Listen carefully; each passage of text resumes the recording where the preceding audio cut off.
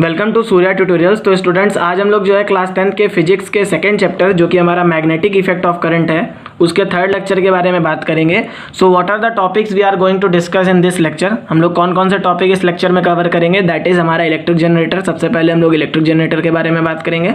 फिर हम लोग जो है टाइप्स ऑफ इलेक्ट्रिक जनरेटर बात करेंगे, that is AC generator and DC generator. यहाँ पे हम लोग जो है जनरेटर की वर्किंग और कंस्ट्रक्शन के बारे में भी देखेंगे।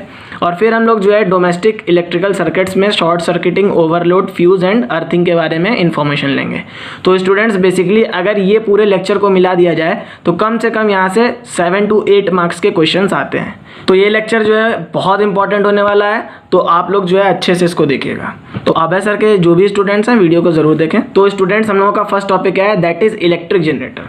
तो इलेक्ट्रिक जनरेटर जो है फिजिक्स का, मैग्नेटिज्म का one of the most interesting topic है। तो सबसे पहले हम लोग थोड़ा सा इसका बेसिक इन्फॉर्मेशन ले लेते हैं कि इलेक्ट्रिक जनरेटर क्या होता है। तो इलेक्ट्रिक जनरेटर क्या है, एक ऐसी मशीन है जो बेसिकली क्या करती है, इलेक्ट्रिक करंट को प्रोड्यूस करती है। तो बेसिकली इसके अंदर जो हम लोग मैकेनिज्म यूज़ करते हैं वो क्या होता है कि यहाँ पे हम लोग क्या करते हैं, हम लोग यहाँ पे मैकेनिकल एनर्जी को इलेक्ट्रिकल एनर्जी में कन्वर्ट करते हैं। लेकिन अगर हम लोग मोटर की बात करें तो मोटर में हम लोग क्या कर रहे थे, वहाँ पे हम लोग जो है इलेक्ट्रिकल एनर्जी को मैकेनिकल एनर्जी में कन्वर्ट कर रहे थे। तो मोटर जो है जनरेटर से क्या है, जस्ट अपोजिट काम कर रहा है। ठीक है। तो on the basis of current के बेसिस पे जो है हमारा जनरेटर जो है दो टाइप्स का होता है, that is AC generator and DC generator. AC means alternating current generator and DC means direct current generator. तो मैंने अपने लास्ट लेक्चर में आप लोगों को AC करंट और DC करंट के बारे में पूरी इन्फॉर्मेशन दे दी थी, बट वहाँ पे मैंने आप लोगों को क्या नहीं बताया था कि that is frequency of an AC। Frequency क्या होती है AC की, तो जैसा कि बुकिश लैंग्वेज होती है तो क्या होता है, number of cycles completed by an AC in 1 second. Means यहाँ से जो है जितनी साइकिल जो है हमारा वायर जो है 1 सेकेंड में कंप्लीट कर ले उसको हम लोग क्या बोल देते हैं, उसकी फ्रीक्वेंसी बोल देते हैं। ठीक है। बट ऐसा नहीं है, अगर हम लोग इसकी रियल डेफिनेशन देखें तो 1 सेकेंड में हमारे वायर जो है, मीन्स हमारा जो करंट है वो अपने पोलैरिटी को, मीन्स वो positive value, negative value, positive value, negative value, positive value, negative value को कितनी बार चेंज करता है उसको हम लोग क्या बोल देते हैं, फ्रीक्वेंसी ऑफ एन AC बोल देते हैं। मीन्स हमारा करंट जो है 1 सेकेंड में जितनी बार अपनी डायरेक्शन को चेंज करेगा उसको हम लोग क्या बोल देते हैं, फ्रीक्वेंसी ऑफ एन AC। तो ये इंपॉर्टेंट पॉइंट आप लोग हमेशा अपने माइंड में रखिएगा।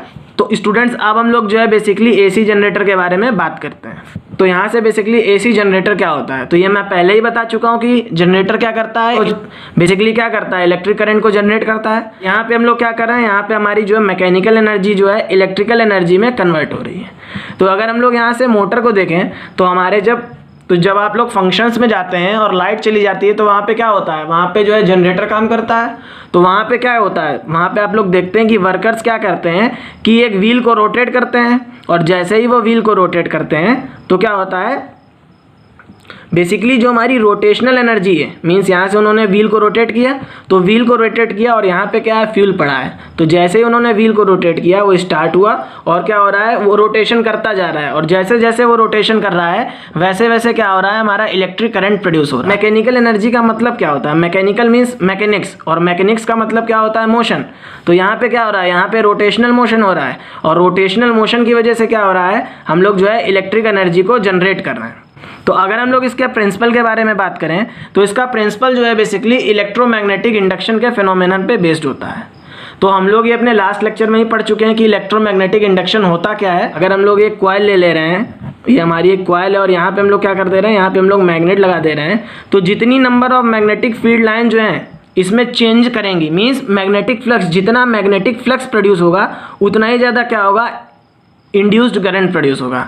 हम लोग इसको ऐसे कह सकते हैं कि हम लोगों ने लास्ट लेक्चर में पढ़ा था कि जो total number of magnetic field lines होती हैं वो क्या होती हैं, मैग्नेटिक फ्लक्स होती हैं।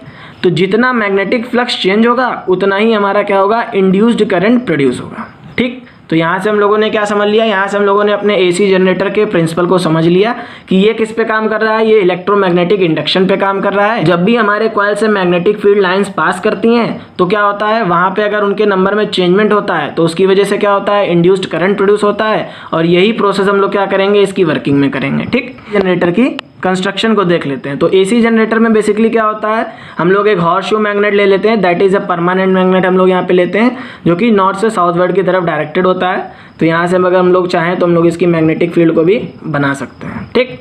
फिर हम लोग क्या करते हैं, हम लोग जो है ABCD हमारा आर्मेचर होता है, जो कि क्या होता है आयरन कोर से बना हुआ होता है और इसके ऊपर क्या होता है कॉपर वायर की बाउंडिंग होती है, जिसकी वजह से क्या हो स्ट्रॉन्ग मैग्नेटिक फील्ड प्रोड्यूस हो। ठीक है, यहाँ पे हम लोग क्या करते हैं, यहाँ पे बेसिकली हम लोग जो है 2 स्लिप रिंग लेते हैं, that is S1 and S2। वहाँ पे हम लोग DC मोटर में क्या कर रहे थे, वहाँ पे हम लोग स्प्लिट रिंग्स ले रहे थे। हम लोग बेसिकली क्या करेंगे स्लिप रिंग लेंगे और B1 और B2 क्या करेंगे हमारे ब्रशेस होंगे जो कि ग्रेफाइट के बने हुए होंगे। तो यहाँ पे हम लोग देख लेते हैं कि इनका काम क्या होता है। तो यहाँ से हम लोग जो हॉर्सशू मैग्नेट लेते हैं, इसका वर्क क्या होता है, ये बेसिकली जो है हमारी मैग्नेटिक फील्ड को प्रोड्यूस करता है। ठीक, अगर हम लोग आर्मेचर की बात करें तो आर्मेचर हमारा क्या होता है, आर्मेचर हमारा ABCD है, जो कि सॉफ्ट आयरन कोर के ऊपर जब हम लोग कॉपर की वाइंडिंग कर देते हैं तो उसको हम लोग क्या कह देते हैं, आर्मेचर कह देते हैं। अगर हम लोग स्लिप रिंग की बात करें, बेसिकली हमारी जो स्लिप रिंग्स होती हैं उनका वर्क क्या होता है कि हमारे ब्रशेस और हमारे इंटरनल सर्किट के साथ क्या करती हैं, ये कनेक्शन मेंटेन करके रखती हैं। या हम लोग ये कह सकते हैं कि जो हमारी स्लिप रिंग्स होती हैं, जब हमारी कॉइल रोटेट करेगी, ऐसे ऐसे हमारी कॉइल जब रोटेट करेगी तो ये क्या करती हैं कि ये वायर इससे उलझे ना, मीन्स यहाँ पे दोनों एक दूसरे से फंसे ना। तो इनका काम क्या होता है कि ये दोनों वायर को एक दूसरे से कांटेक्ट में नहीं आने देती हैं, एक डिस्टेंस मेंटेन करके रोटेशन प्रोवाइड कराती हैं।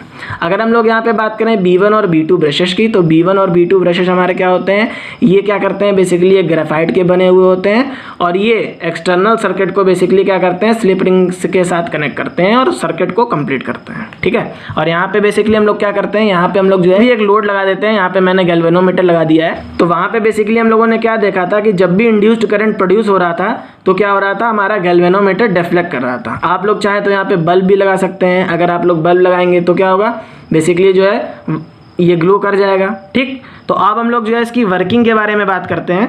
तो स्टूडेंट्स, अगर आप लोगों से पेपर में पूछ दिया जाए कि AC जनरेटर का पूरा एक्सप्लेनेशन करिए, वर्किंग करिए, प्रिंसिपल करिए, तो आप लोग जो है इसी तरीके से एकदम से रिप्रेजेंट करिएगा। और अगर आप लोग यहाँ तक कर देते हैं जितना मैंने अभी आपको यहाँ तक पढ़ाया है, तो आपके 4 नंबर कन्फर्म है। क्यों, तो अब हम लोग बात कर लेते हैं वर्किंग की। तो बेसिकली वर्किंग में क्या होता है कि यहाँ पे क्या हुआ, हम लोगों ने जो है मैग्नेट के बीच में एक कॉइल को रखा, तो इलेक्ट्रोमैग्नेटिक इंडक्शन की वजह से यहाँ पे क्या होगा, करंट इंड्यूस हो जाएगा। That is clear. फैराडे ने भाई क्या कहा कि जब भी हम लोग जो है मैग्नेट के बीच में कॉइल को रखते हैं तो क्या होता है, करंट प्रोड्यूस होता है। उसको हम लोग क्या बोलते हैं, इंड्यूस्ड करंट बोलते हैं। और उस करंट की डायरेक्शन हम लोग क्या करते हैं, उस करंट की डायरेक्शन जो है हम लोग फ्लेमिंग्स राइट हैंड रूल से फाइंड करते हैं कि नहीं करते हैं। तो अगर हम लोग देखें तो बेसिकली हम लोग क्या कर रहे हैं, हम लोग इसको एंटी क्लॉकवाइज डायरेक्शन में रोटेट कर रहे हैं। तो हमारी फोर्स का डायरेक्शन क्या है, हमारी फोर्स का डायरेक्शन अपवर्ड है। तो स्टूडेंट्स, अगर हम लोग यहाँ से देखें तो यहाँ पे क्या होगा, अगर हम लोग यहाँ पे फ्लेमिंग्स राइट हैंड रूल लगाएं तो हमारी मैग्नेटिक फील्ड का डायरेक्शन क्या है, हमारी मैग्नेटिक फील्ड का डायरेक्शन नॉर्थ से साउथ पोल की तरफ है। ठीक है, और हमारा जो फोर्स लग रहा है, हम लोग फोर्स किस डायरेक्शन में लगा रहे हैं, हम लोग फोर्स जो है अपवर्ड डायरेक्शन में लगा रहे हैं। फोर्स हम लोग अपवर्ड डायरेक्शन में लगा रहे हैं। और हमारी जो 4 फिंगर है ये क्या रिप्रेजेंट कर रही है, ये जो है हमारे मैग्नेटिक फील्ड को रिप्रेजेंट कर रही है। तो इस कंडीशन में जो हमारी सेंट्रल फिंगर होगी ये क्या रिप्रेजेंट करेगी, ये हमारे करंट को डायरेक्शन को रिप्रेजेंट कर रही है। तो ये करंट के डायरेक्शन हमारा क्या है, इनवर्ड है। यहाँ से बेसिकली हम लोगों को क्या दिख गया, यहाँ से हम लोगों को डायरेक्टली दिख गया कि हमारा करंट जो है इनवर्ड होगा। अगर हम लोग इस केस की बात करें तो यहाँ पे क्या होगा, यहाँ पे बेसिकली क्या करेगा, फिर हम लोग यहाँ पे फ्लेमिंग्स राइट हैंड लगाएंगे रूल। तो यहाँ पे बेसिकली हम लोग क्या करेंगे, फिर से फ्लेमिंग्स राइट हैंड रूल लगाएंगे। तो ये फोर्स जब इनवर्ड काम करेगी तो ये क्या करेगी, आउटवर्ड काम करेगी। तो ये शाफ्ट को इस तरीके से रोटेट कर देगी। अगर हम लोग 180 डिग्री के बेसिस पे देखें तो यहाँ से क्या हो जाएगा कि जो हमारा AB था, अब यहाँ पे ये AB आ जाएगा, क्योंकि ये क्या हुआ, इसने इसको ऐसे रोटेट कर दिया, यहाँ से ऐसे रोटेशन हो गया। तो जब ये ऐसे रोटेशन हो गया तो यहाँ पे हम लोगों के पास AB आ गया और यहाँ पे हम लोगों के पास CD आ गया।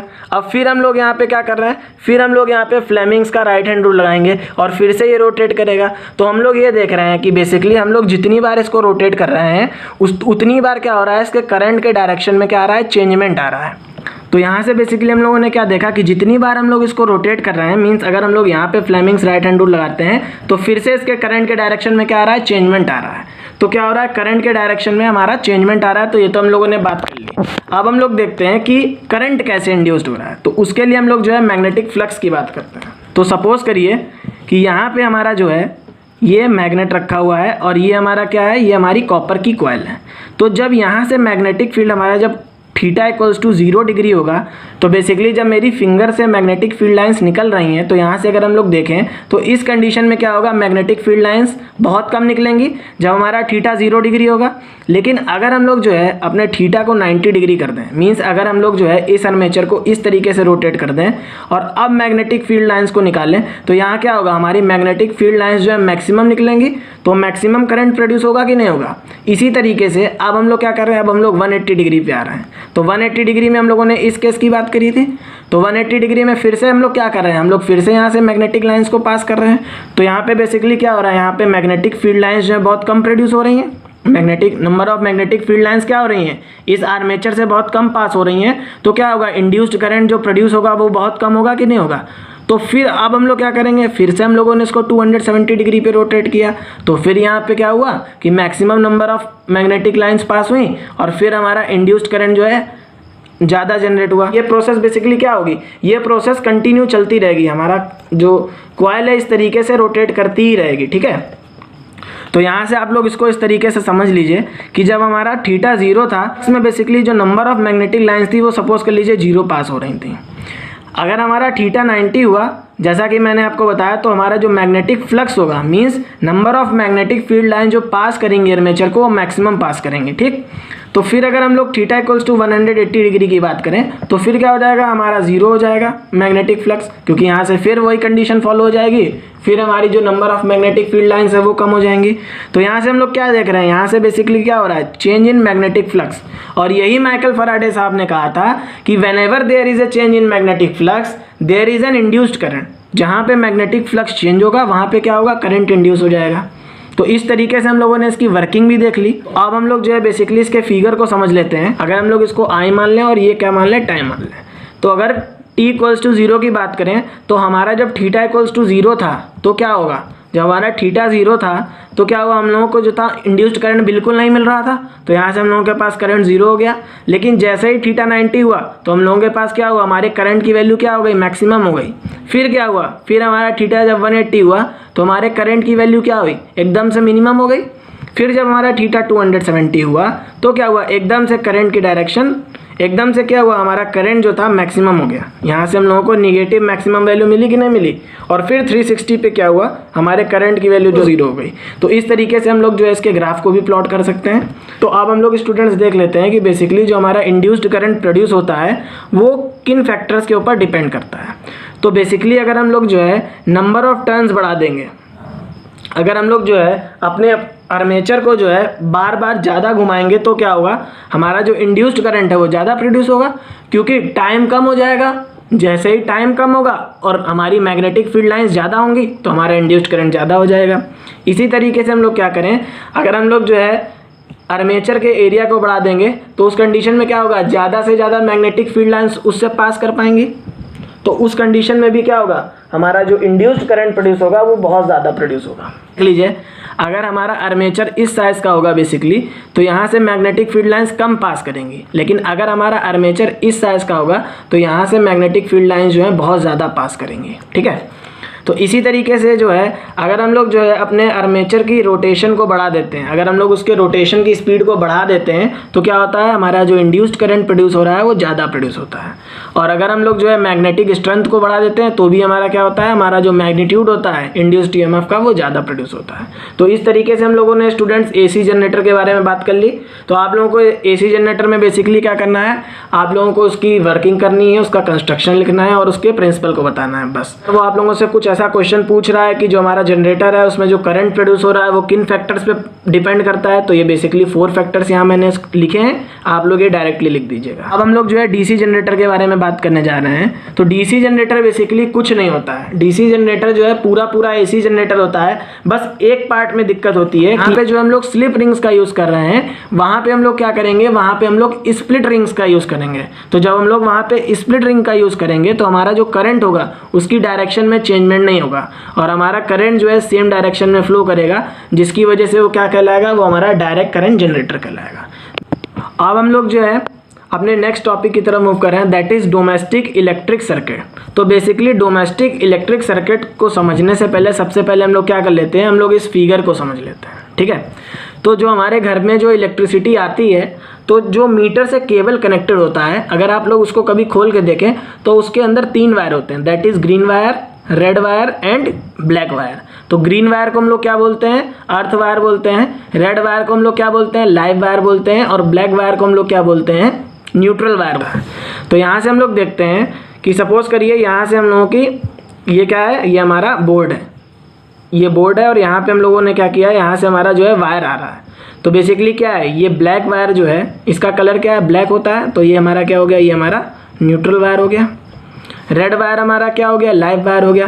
तो यहाँ से बेसिकली करंट पास हो रहा है। अब रेड वायर से पहले हम लोगों ने क्या लगा दिया, हम लोगों ने एक फ्यूज़ लगाया। यहाँ पे जो हम लोगों ने बोर्ड से पहले फ्यूज़ लगाया है, ये हमारा क्या होता है, ये पोल फ्यूज़ होता है। और यहाँ जो हम लोगों ने मीटर के बाद जो फ्यूज़ लगाया है, इसको हम लोग क्या बोलते हैं, मेन फ्यूज़ बोलते हैं। ठीक है, तो यहाँ से हम लोगों ने क्या किया, यहाँ से हम लोगों ने अपने लाइव वायर को मीटर के साथ कनेक्ट कर दिया और न्यूट्रल वायर को भी लेते हुए चले। तो लाइव वायर और न्यूट्रल वायर के बीच में क्या होता है, 220 वोल्ट का पोटेंशियल मेंटेन होता है। और हमारा जो अर्थ वायर है और लाइव वायर है, इसके बीच में क्या होता है, इसके बीच में जो है 0 वोल्ट का पोटेंशियल डिफरेंस होता है। ठीक है, तो इतना हम लोगों ने समझ लिया, यहाँ तक कि हम लोगों को समझ में आ गया। अब हम लोग जो है डोमेस्टिक इलेक्ट्रिक सर्किट के एक एक पार्ट को अच्छे से समझते हैं। तो बेसिकली सबसे पहला पार्ट क्या होता है, इसका इलेक्ट्रिक केबल होता है। इलेक्ट्रिक केबल क्या होता है, बेसिकली ये 3 इंसुलेटेड वायर्स होते हैं। 3 इंसुलेटेड वायर कौन कौन से होते हैं, एक हमारा न्यूट्रल वायर होता है, एक हमारा लाइव वायर होता है, एक हमारा अर्थ वायर होता है। न्यूट्रल वायर का कलर ब्लैक होता है, लाइव वायर का कलर हमारा रेड होता है, और अर्थ वायर का कलर हमारा क्या होता है, ग्रीन होता है। इन दोनों के बीच में 220 वोल्ट का पोटेंशियल डिफरेंस होता है, और इन दोनों के बीच में 0 वोल्ट का पोटेंशियल होता है। हम लोग बात करते हैं पोल फ्यूज़ की। तो पोल फ्यूज़ क्या होता है, तो before the electric lines enter in a house, the agency supplying electricity place a fuse in the wire called pole fuse.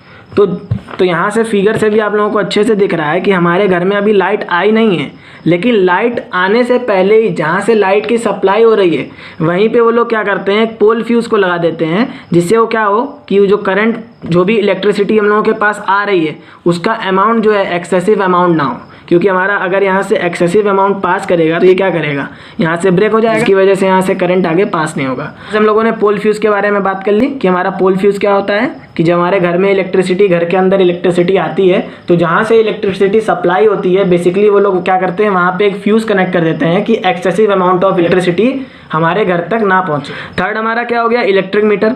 तो इलेक्ट्रिसिटी मीटर क्या करता है, ये रीडिंग को मेजर करता है कि हम लोग जो है कितनी इलेक्ट्रिसिटी कंज्यूम कर रहे हैं विद रिस्पेक्ट टू टाइम। उसके बाद हम लोगों ने क्या देखा कि हम लोगों के इलेक्ट्रिक मीटर के बाद क्या लगा है, फ्यूज़ लगा है।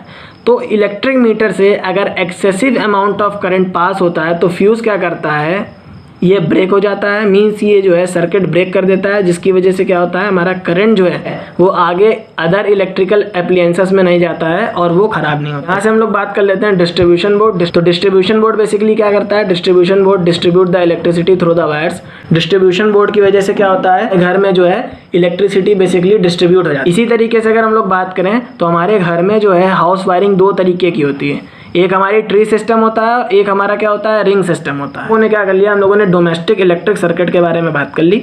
अब हम लोग जो है शॉर्ट सर्किट की कंडीशन को देखेंगे और ओवरलोडिंग की कंडीशन को देखेंगे। तो शॉर्ट सर्किट क्या होता है कि जब हमारा लाइव वायर, हमारा जो live wire that is in red colour, ये रेड कलर का है, और हमारा जो neutral wire that is in black colour, ये दोनों जब एक दूसरे के कांटेक्ट में आ जाते हैं तो क्या होता है, शॉर्ट सर्किट हो जाता है। ठीक है, सिंपल सी बात है, जब रेड वायर ब्लैक वायर के कांटेक्ट में आ जाता है तो क्या हो जाता है, शॉर्ट सर्किट हो जाता है। अब ये दोनों एक दूसरे के कांटेक्ट में क्यों आएंगे, अब भाई ये एक रेड वायर है, ये एक ब्लैक वायर है, इसके बीच में क्या है, इंसुलेशन है। अगर इंसुलेशन डैमेज हो जाएगी तो क्या हो जाएंगे, ये दोनों क्या हो जाएंगे, ये दोनों एक दूसरे के कांटेक्ट में आ जाएंगे, जिसकी वजह से क्या हो जाएगा, शॉर्ट सर्किट हो जाएगा। अभी ये दोनों वायर एक दूसरे के कांटेक्ट में आते हैं तो क्या होता है कि जो हमारा कंडक्टर है उसका रेजिस्टेंस जो होता है एकदम से क्या हो जाता है, कम हो जाता है। अगर उसका रेजिस्टेंस कम हो जाएगा, अगर हमारे कोई भी कंडक्टर का रेजिस्टेंस कम हो जाएगा तो उसमें जो करंट का अमाउंट है, with the help of Ohm's law हम लोग ये कह सकते हैं कि उसमें जो करंट का अमाउंट है वो सडनली इंक्रीज हो जाएगा कि नहीं हो जाएगा। और जब उसमें करंट का अमाउंट सडनली इंक्रीज हो जाएगा तो वहाँ पे हीटिंग इफेक्ट ऑफ करंट का फिनोमेना लगेगा कि नहीं लगेगा, क्योंकि जितना ज़्यादा करंट फ्लो करेगा वायर में उतना ही ज़्यादा हीटिंग इफेक्ट प्रोड्यूस होगा। और हीटिंग इफेक्ट के प्रोड्यूस होने की वजह से क्या होता है, कभी कभी जो है स्पार्क प्रोड्यूस होते हैं और कभी कभी क्या होती है कि हमारे घर में जो वायरिंग होती है उसमें आग भी लग जाती है। अगर हम लोग ओवरलोडिंग की कंडीशन को देखें तो देखिए स्टूडेंट्स, बेसिकली ओवरलोडिंग का मतलब ही आप लोगों को नाम से समझ में आ रहा है। अब ये जो स्विच है इसकी कैपेसिटी क्या है कि ये 2 एम्पेयर करंट को अपने अंदर से पास कर सकता है। लेकिन हम लोगों ने क्या किया, हम लोगों ने यहाँ पे ये कनेक्शन एक इससे इधर जोड़ दिया, एक कनेक्शन इधर जोड़ दिया, एक कनेक्शन इधर जोड़ दिया, एक इधर जोड़ दिया और एक यहाँ पे 3 प्लग से भी कनेक्शन को जोड़ दिया। अब हम लोगों ने बहुत सारे कनेक्शंस को तो जोड़ दिया, लेकिन जो हमारा इस स्विच की कैपेसिटी है ये कितनी है, बेसिकली 2 एम्पेयर है। तो अब यहाँ पे क्या होता है, ड्यू टू ओवरलोड, अब यहाँ पे क्या हो जाता है, ओवरलोड की कंडीशन प्रोड्यूस हो जाती है। और ओवरलोड की कंडीशन की वजह से क्या होता है कि जो हमारा वायर होता है वो क्या हो जाता है, वो जल जाता है और ख़राब हो जाता है। अगर आप लोगों के पढ़ने की कैपेसिटी 5 घंटे है और आप लोगों से कहा जाए कि आप लोगों को 10 घंटे पढ़ना है, तो उस कंडीशन में क्या होगा कि आपके माइंड में कुछ भी चीज़ें नहीं आएंगी। उसी तरीके से यहाँ पे होता है कि अगर 2 एम्पेयर करंट की कोई डिवाइस है तो आप लोग उससे 2 एम्पेयर से ज़्यादा अगर करंट लेंगे तो क्या हो जाएगा, बेसिकली वो ख़राब हो जाएगी। तो यहाँ पर क्या हो जाता है, वो सर्किट खराब हो जाता है। तो इस तरीके से बेसिकली स्टूडेंट्स हम लोगों ने क्या किया, हम लोगों ने शॉर्ट सर्किटिंग एंड ओवरलोडिंग की कंडीशन को पढ़ लिया।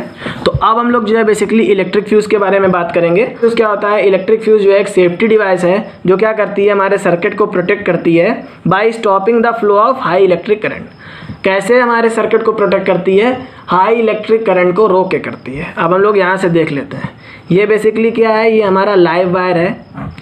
लाइव वायर के बीच में लोगों ने यहाँ पे क्या रखा है, हम लोगों ने यहाँ पे अपने फ्यूज़ को कनेक्ट कर रखा है। ठीक है, अगर लोड से एक्सेसिव अमाउंट का करंट प्रोड्यूस हुआ तो फ्यूज़ क्या करता है कि जैसे ही ये एक्सेसिव करंट के कांटेक्ट में आता है तो ये जो वायर होता है क्या हो जाता है, ये मेल्ट हो जाता है।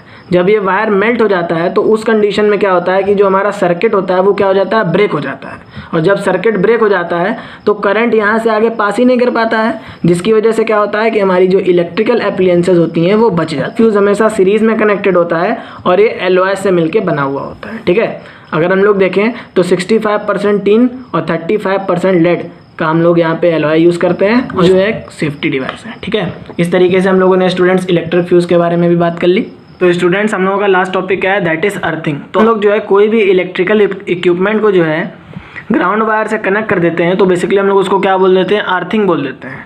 तो अर्थिंग क्यों की जाती है, इसके लिए सबसे पहले हम लोगों को इसका जो प्रोसेस है वो समझना चाहिए।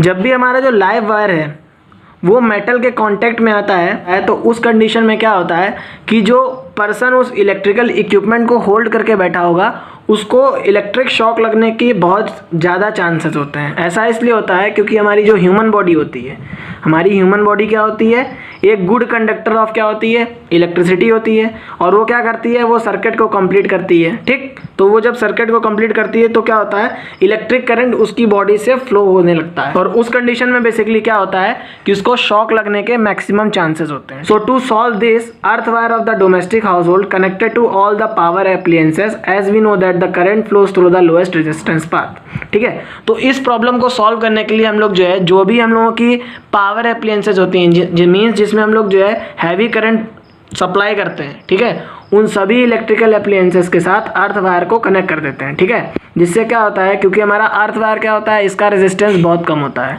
और करंट की प्रॉपर्टी क्या होती है कि करंट हमें उसी पाथ को फॉलो करता है जहाँ पे सबसे कम रेजिस्टेंस होता है।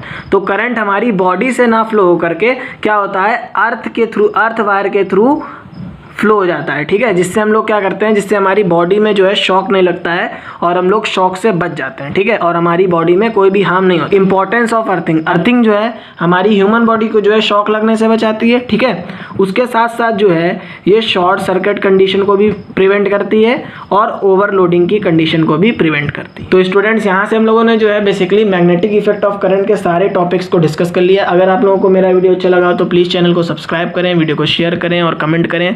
Thanks.